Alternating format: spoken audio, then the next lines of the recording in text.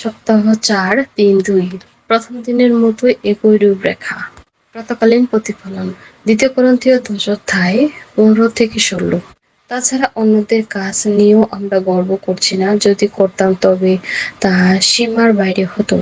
আমরা এই আশা করি যে তোমাদের বিশ্বাস বাড়বার সঙ্গে সঙ্গে আমরা তোমাদের মধ্যে আরো অনেক কাজ করতে পারব।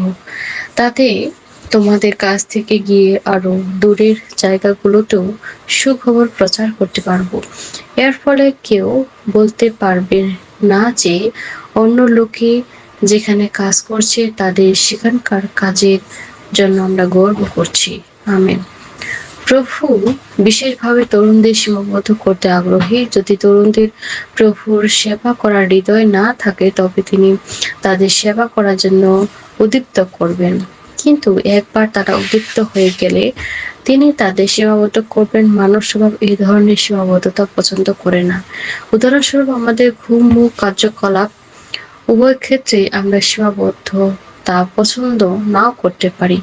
আত্মিকভাবে বলতে গেলে যখন আমরা ঘুমিয়ে থাকি ঈশ্বর আমাদের জাগিয়ে তুলবেন, কিন্তু যখন আমরা অত্যন্ত সক্রিয় হয়ে উঠি তখন তিনি আমাদের সীমাবদ্ধ করবেন।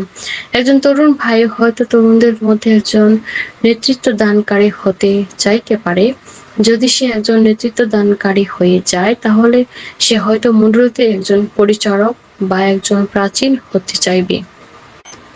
এই বিষয়গুলিতে সে হয়তো দ্রুত অগ্রগতি আশা করতে পারে, কিন্তু ঈশ্বরের পথ হলো প্রথমে আমাদের দ্রুত এগিয়ে দেওয়া এবং পরে ধীর করে দেওয়া। প্রথমে আমাদের উঁচুতে তোলা এবং পরে নিচে নামানো। যখন আমরা নিচে থাকি তখন তিনি আমাদের উঠিয়ে দেন, কিন্তু যখন আমরা খুব বেশি উপরে উঠে যাই তিনি আমাদের নিচে নামিয়ে দেন। অতএব আমাদের সঙ্গে আচরণ করার ক্ষেত্রে ঈশ্বরের পথ হলো উপরে ও নিচে, নিচে ও উপরে। যদি আমরা উপরে এই ওঠানামা গ্রহণ করতে পারি তবে শেষ পর্যন্ত আমরা তার কাজে উপযোগী হয়ে উঠবো। আজকের পাঠ। অনেক তরুণ ঈশ্বরের এই ওঠানামা সহ্য করতে পারে না। কয়েকবার এরকম ওঠানামার পর তারা ছেড়ে দিতে চায়।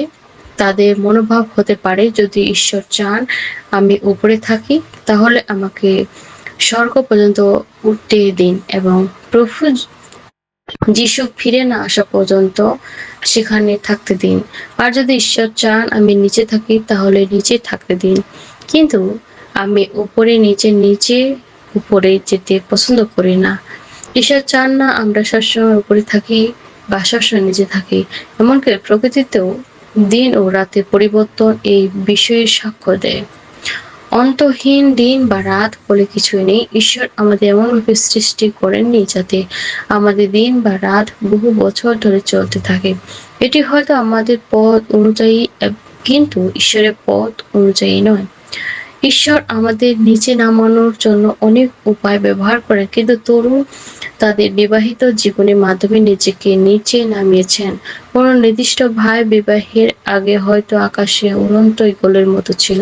সে সহজেই বিস্ময়কর ও গৌরবময় মণ্ডলী জীবনের বিষয়ে কথা বলতে পারত, কিন্তু তার বিবাহে অল্প কিছুদিন পর মনে হয় মণ্ডলীর জীবন আর গৌরবময় নয়।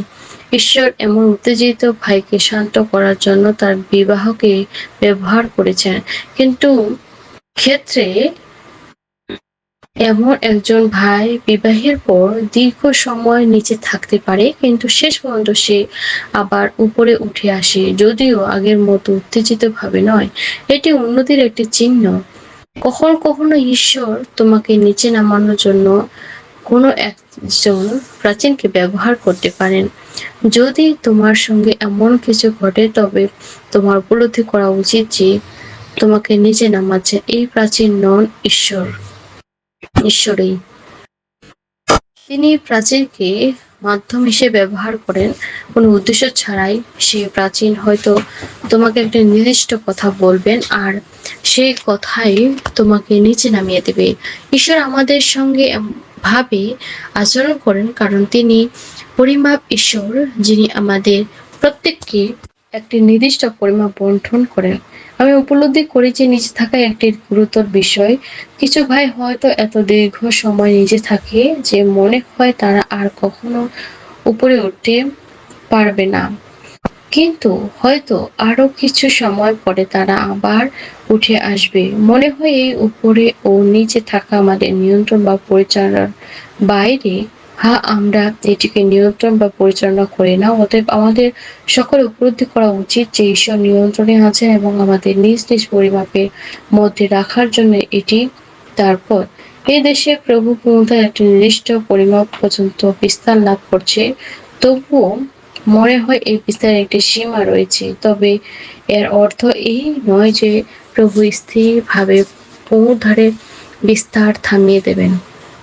এখানে বিষয়টি হলো আমাদের ধারণা অনুযায়ী একবার প্রভুর পুনরুদ্ধার বিস্তার লাভ করতে শুরু করলে তা সীমাহীনভাবে আরো দূরে ও অনেক দূরে বিস্তার লাভ করা উচিত। কিন্তু এটি ঈশ্বরের ধারণা নয়। আমেন।